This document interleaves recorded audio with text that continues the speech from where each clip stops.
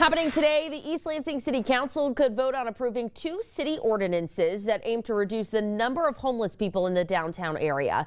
The proposed ordinances would ban people from sitting, lying, or sleeping in city-owned public structures like parking ramps or restrooms. They would also limit how city parking facilities could be used, requiring people to move after getting a warning. A decision on these ordinances was supposed to be made last month, but City Council postponed that vote after receiving backlash from the community. Tonight's City Council meeting starts at 7 o'clock.